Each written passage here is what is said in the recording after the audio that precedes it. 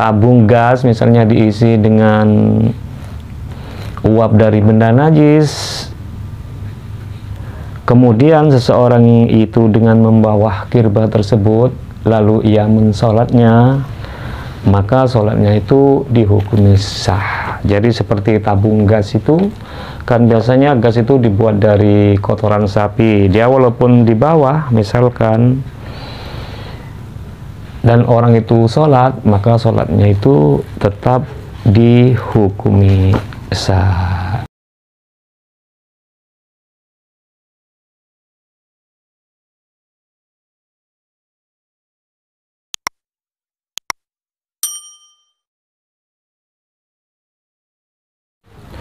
Assalamualaikum warahmatullahi wabarakatuh. Bismillahirrahmanirrahim. Alhamdulillahirrabbilalamin. Assalatu wassalamu ala asrafil anbiya wal mursalin Sayyidina Muhammad wa ala alihi wa sahbihi ajma'in. Halo semuanya, selamat datang kembali di channel yang penuh berkah dan penuh kemanfaatan, juga penuh pembelajaran ini, yaitu di WKL Channel. Pada konten kali ini saya sharing lagi kepada Anda. Saya membahas tentang seputar ilmu agama guna untuk belajar bersama-sama supaya kita mengerti dalam isi agama-agama Islam. Pada konten kali ini saya beri judul hukum asap najis yang dibakar. Bagaimana hukumnya asap najis yang dibakar? Dan semoga konten ini bermanfaat nantinya, khususnya bagi saya dan Anda. Seperti apa kontennya? Yuk kita simak videonya sampai selesai dan ikuti saya terus. Dan referensi ini saya mengambil dari kitab Fathul Wahhab juz 1 Sahifah 20, bisa dilihat di situ, li Abi Yahya Zakaria Al-Ansari, karangan Abi Yahya Imam Yahya Zakaria Al-Ansari. Far'on, cabang permasalahan. Nah, hukum asap atau uap dari perkara barang najis, apakah itu menajiskan? Seperti asap kotoran sapi, kotoran kambing, anjing, asap pembakaran anjing atau asap pembakaran babi, kotoran sapi misalnya. Kalau najis itu apakah ada yang ditoleransi? Seperti asap benda najis yang dibakar seperti itu. Bismillahirrahmanirrahim. Dukhanun najasati najasun yu'fa an qalilihi wa bukhuruha kadzalik in tasa'ada bi basitati narin li'annahu juz'un minan najasati tafsiluhun nar liquwatiha wa illa fatahirun wa ala hadha yuhmalu itlaqu man atlaqah binajasatihi. Kalau asapnya itu hasil pembakaran, kalau misalnya asapnya itu hasil dari pembakaran seperti kotoran sapi dibakar, kerbau dan lain-lain, atau bangkai anjing atau babi, maka itu hukumnya najis. Hanya saja kalau hanya sedikit, kalau asap itu hanya sedikit, maka hukumnya dimaafu atau ditoleransi atau dimaaf. Kalau hanya asapnya itu sedikit hasil dari pembakaran itu, maka itu dimaafu. Kalau asap tersebut bukan hasil dari pembakaran, seperti asapnya kotoran yang disebabkan oleh panas matahari, maka hukumnya tidak najis. Lain halnya dengan asap atau uap kotoran yang dikarenakan karena panasnya matahari, maka dia berasap atau uapnya keluar, menyentuh kita, maka ia tidak menajiskan. Itu referensi dari kitab Fathul Wahhab. Terus referensi yang kedua yaitu mengambil dari kitab Buyatul Mustarsyidin, Shahifah 13,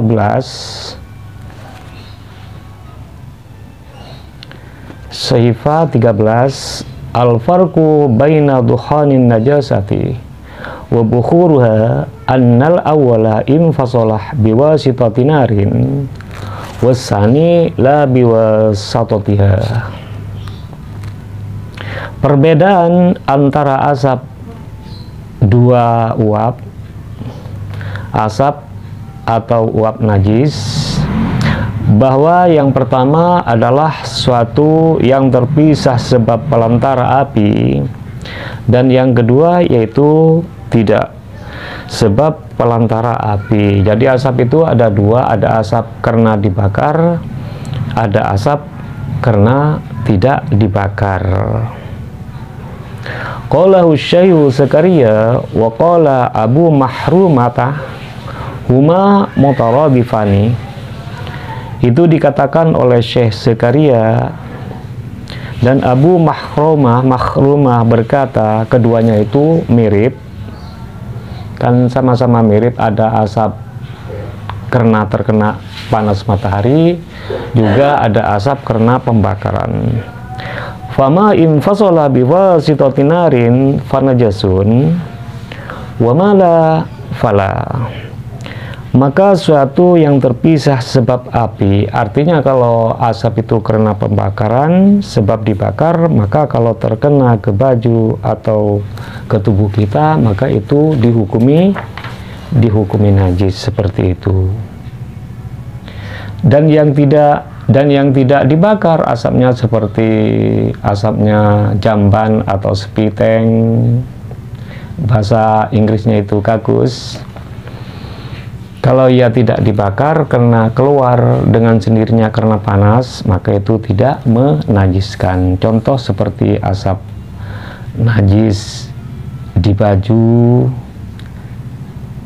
maksudnya asap itu melekat di baju atau di tubuh, akan tetapi asap yang melekat di baju atau di tubuh itu berbau karena terkena panasnya matahari misalnya, maka tidak dihukumi najis. Terus bagaimana dengan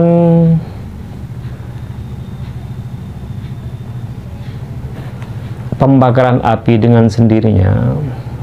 Wa amma nafsu syu'lati ay lisanin nari fatahiratun qut'an. Sedangkan lidah api atau sedangkan jilatan api itu sendiri secara pasti itu hukumnya suci. Kalau api itu misalnya membakar sendiri pada hal yang najis itu, maka itu dihukumi tidak najis, artinya dihukumi suci, seperti itu. Hatta law iktabasa minha fi sum'atin lam yuhkan binajasatiha intaha.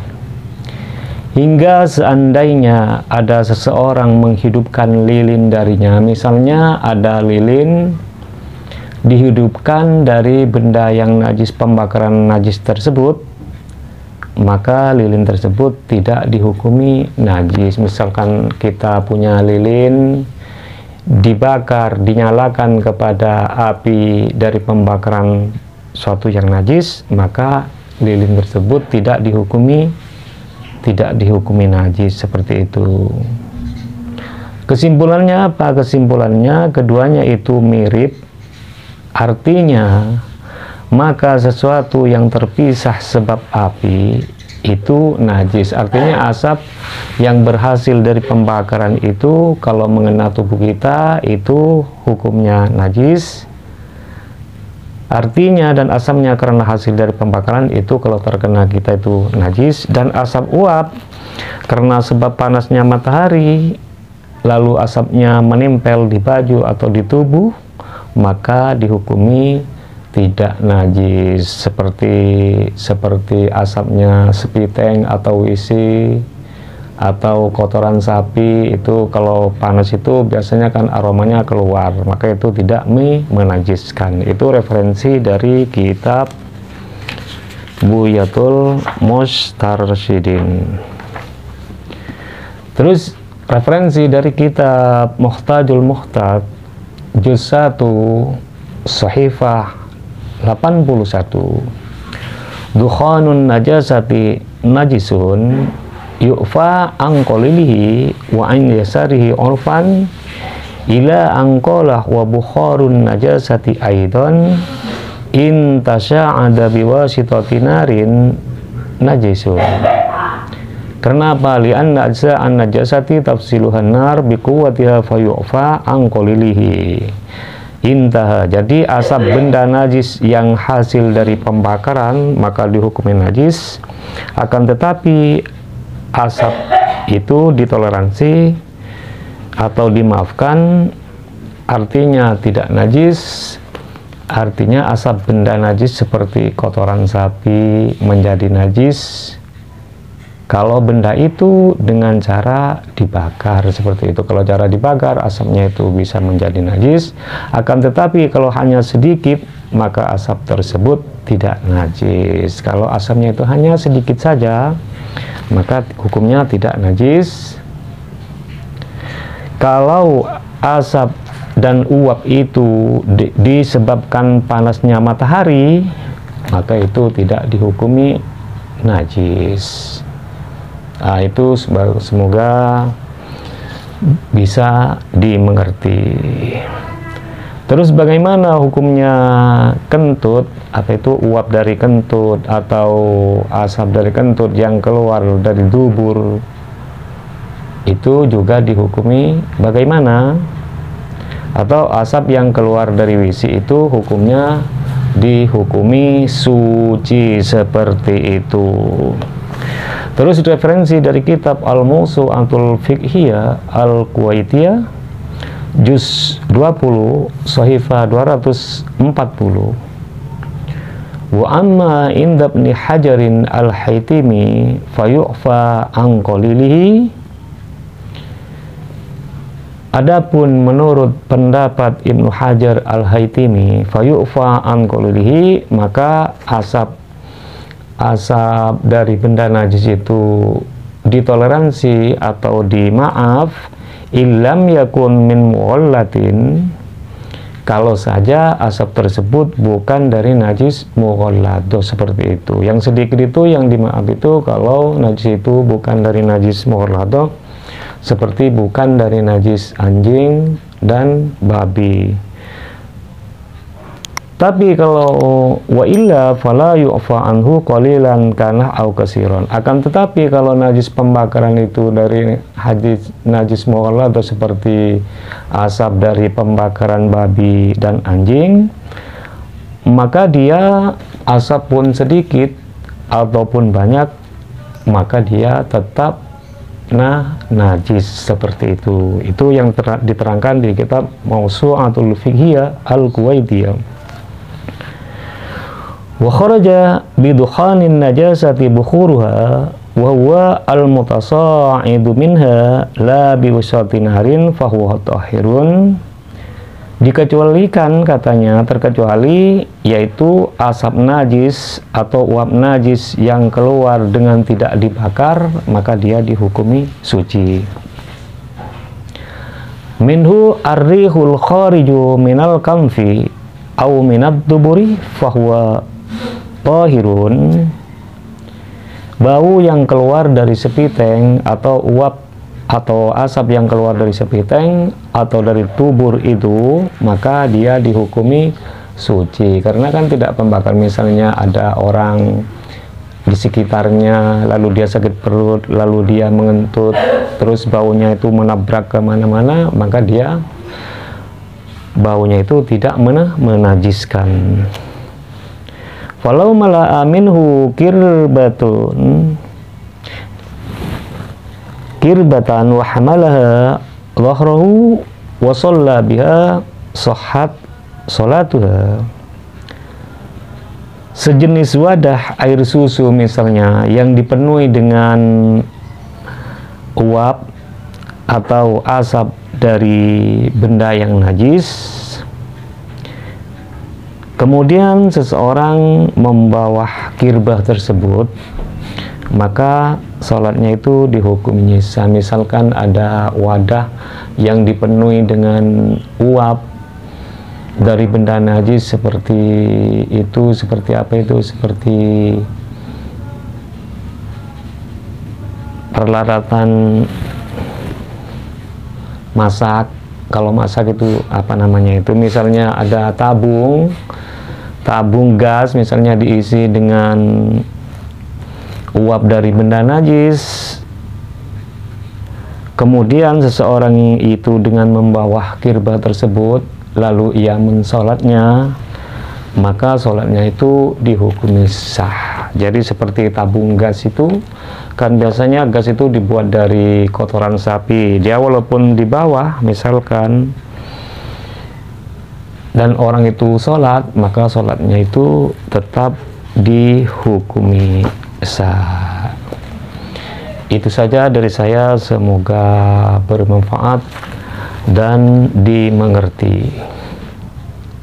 Doa terbaik dari saya semoga kita selalu diberi kesehatan, dipanjangkan umur, dilimpah ruahkan milik rezekinya, dan selalu ada di dalam lindungan Allah Subhanahu wa Ta'ala. Amin ya Rabbal Alamin. Bila ada ucapan atau makna-makna dan pemahaman yang kurang berkenan di hati teman-teman, saya mohon maaf yang sebesar-besarnya. Bila konten ini bermanfaat, silahkan di like, subscribe, dan juga di share ke berbagai media yang teman-teman punya. Kiranya sampai di sini dulu di konten ini, dan tunggu saja di konten menarik lainnya. Akhir kata, kalau sepeda ada di sini, jangan lupa menyetir mobil ini. Kalau Anda suka dengan konten ini, silakan mampir di konten ini. Wabillahi wattaufiq wal hidayah warridha wal inayah. Assalamualaikum warahmatullahi wabarakatuh.